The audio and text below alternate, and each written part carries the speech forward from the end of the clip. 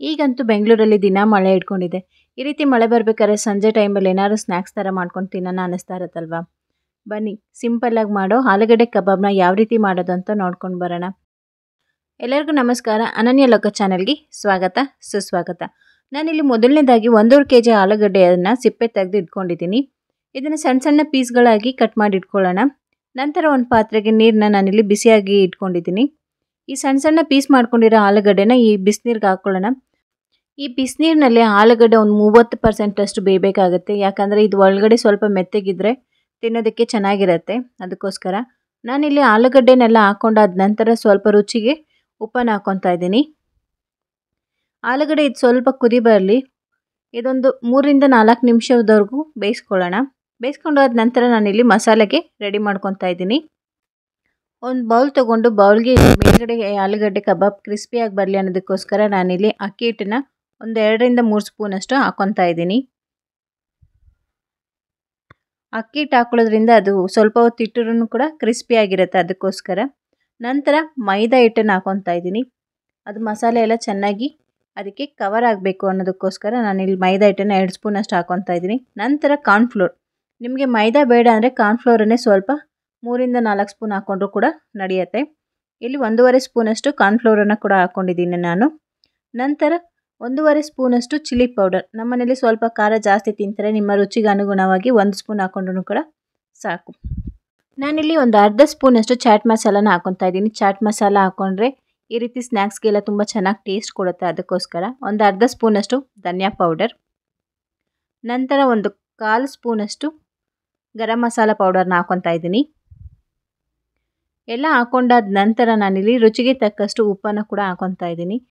ನಾವು ಆಗಲೇ ಆಲೂಗಡ್ಡೆ ಬೇಯಬೇಕಾದ್ರೂ ಕೂಡ ಉಪ್ಪನ್ನು ಹಾಕ್ಕೊಂಡಿದ್ದೀವಿ. ಅದಕ್ಕೋಸ್ಕರ ನಾನಿಲ್ಲಿ ಮಸಾಲೆಗೆ ಎಷ್ಟು ಬೇಕಾಗುತ್ತೋ ಅಷ್ಟನ್ನು ಮಾತ್ರನೇ ಸಾಲ್ಟನ್ನು ಯೂಸ್ ಮಾಡ್ತಾ ಇದ್ದೀನಿ. 1 ರಿಂದ 2 ಸ್ಪೂನಷ್ಟು ಶುಂಠಿ ಬೆಳ್ಳುಳ್ಳಿ ಪೇಸ್ಟನ್ನು ಇದಕ್ಕೆ ಆ್ಯಡ್ ಮಾಡ್ಕೊತಾ ಇದ್ದೀನಿ. ಇದು ಮನೆಯಲ್ಲೇ ಮಾಡಿರೋಂಥ ಶುಂಠಿ ಬೆಳ್ಳುಳ್ಳಿ ಪೇಸ್ಟು. ಆದಷ್ಟು ಮನೆಯಲ್ಲೇ ಮಾಡಿರೋ ಶುಂಠಿ ಬೆಳ್ಳುಳ್ಳಿ ಪೇಸ್ಟನ್ನು ಹಾಕ್ಕೊಳ್ಳೋದ್ರಿಂದ ರುಚಿ ಸ್ವಲ್ಪ ಹೆಚ್ಚಾಗುತ್ತೆ. ನಾನಿಲ್ಲಿ 2 ಪ್ಯಾಕೆಟಷ್ಟು ಕಬಾಬ್ ಪೌಡರ್ನ ಯೂಸ್ ಮಾಡ್ತಾ ಇದ್ದೀನಿ.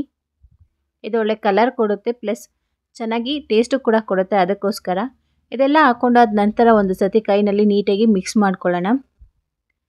ಆಲೂಗಡ್ಡೆ ಇಲ್ಲೊಂದು 30% ಅಷ್ಟು ಬೆಂದಿದೆ, ಸಾಕು. ಇವಾಗ ನೀರನ್ನು ಸೋಸ್ಕೊಂಡು ನಾನಿಲ್ಲಿ ಇದಕ್ಕೆ ಸ್ವಲ್ಪ ತಣ್ಣೀರನ್ನು ಹಾಕ್ಕೊತಾ ಇದ್ದೀನಿ. ತಣ್ಣೀರನ್ನು ಹಾಕ್ಕೊಂಡು ಆಗಲೇ ಮಿಕ್ಸ್ ಮಾಡಿರೋಂಥ ಮಸಾಲೆಗೆ ಆಲೂಗಡ್ಡೆನ ಹಾಕ್ಕೊಳ್ಳೋಣ.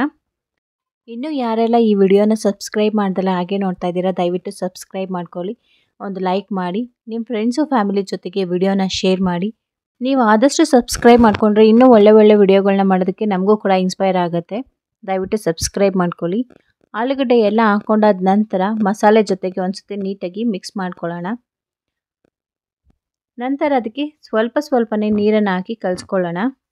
ಅಕಸ್ಮಾತ್ ಜಾಸ್ತಿ ನೀರಾಗಿಬಿಟ್ರೆ ಇನ್ನೊಂದು ಸ್ವಲ್ಪ ಅಕ್ಕಿ ಹಿಟ್ಟು ಅಥವಾ ಕಾರ್ನ್ಫ್ಲೋರನ್ನು ಮಿಕ್ಸ್ ಮಾಡಿಕೊಂಡ್ರು ಕೂಡ ಸರಿಯಾಗಿ ಆಗುತ್ತೆ. ಇದು ನಾನಿಲ್ಲಿ ಕಲಿಸ್ಕೊಂಡಾದ ನಂತರ 30 ನಿಮಿಷ ಫ್ರಿಜ್ಜಲ್ಲಿ ಇಟ್ಟಿದ್ದೆ, ಮಸಾಲೆ ಎಲ್ಲ ಚೆನ್ನಾಗಿ ಸೆಟ್ ಆಗಲಿ ಅನ್ನೋದಕ್ಕೋಸ್ಕರ. ಫ್ರಿಜ್ಜಿಂದ ತೆಗೆದಿಟ್ಕೊಂಡು ನಾವಿಲ್ಲಿ ಒಂದು ಬಾಣಲಿ ತೊಗೊಂಡು ಬಾಣಲಿಗೆ ಎಣ್ಣೆ ಹಾಕ್ಬಿಟ್ಟು ಎಣ್ಣೆನ ಕಾಯಕ್ಕೆ ಇಟ್ಕೊಳ್ಳೋಣ. ಎಣ್ಣೆ ಒಂದು 4 ರಿಂದ 5 ನಿಮಿಷದವರೆಗೂ ಕಾಯಬೇಕಾಗತ್ತೆ. ಎಣ್ಣೆ ಕಾದಾದ ನಂತರ ನಾವಿದನ್ನು ಬಿಟ್ಕೊಳ್ಳೋಣ.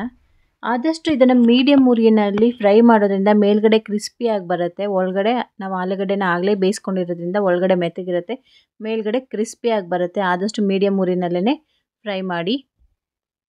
ನೀವು ಮನೆಯಲ್ಲಿ ಒಂದು ಸತಿ ಇದನ್ನು ಟ್ರೈ ಮಾಡಿ ನೋಡಿ, ತುಂಬ ಚೆನ್ನಾಗಿ ಬರುತ್ತೆ.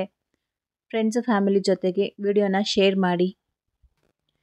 ನಾನಿಲ್ಲಿ ಯಾವುದೇ ಥರದ ಆರ್ಟಿಫಿಷಿಯಲ್ ಕಲರನ್ನು ಯೂಸ್ ಮಾಡಿಲ್ಲ. ಕಬಾಬ್ ಪೌಡರನ್ನು ಹಾಕ್ಕೊಂಡಿರೋದ್ರಿಂದ ಕಲರ್ ಕೂಡ ತುಂಬ ಚೆನ್ನಾಗಿ ಬಂದಿದೆ. ಈಗಂತೂ ಸಂಜೆ ಆದರೆ ಸಾಕು, ಬೆಂಗಳೂರಿನಲ್ಲಿ ಮಳೆನೋ ಮಳೆ. ಈ ರೀತಿ ಬಿಸಿಯಾಗಿ ರುಚಿಯಾಗಿ ಖಾರವಾಗಿ ಏನಾದ್ರು ಮಾಡಿಕೊಟ್ರೆ ತಿಂತಾನೆ ಇರೋಣ ಅನಿಸುತ್ತೆ. ಈ ಆಲೂಗಡ್ಡೆ ಕಬಾಬ್ನ ಒಂದು ಸತಿ ಟ್ರೈ ಮಾಡಿ ನೋಡಿ ಈ ಮಳೆಗಾಲದಲ್ಲಿ. ಇಲ್ಲಿವರೆಗೂ ನನ್ನ ವಿಡಿಯೋ ನೋಡೋದಕ್ಕಾಗಿ ಎಲ್ಲರಿಗೂ ಧನ್ಯವಾದಗಳು. Thank you for watching. Thank you so much.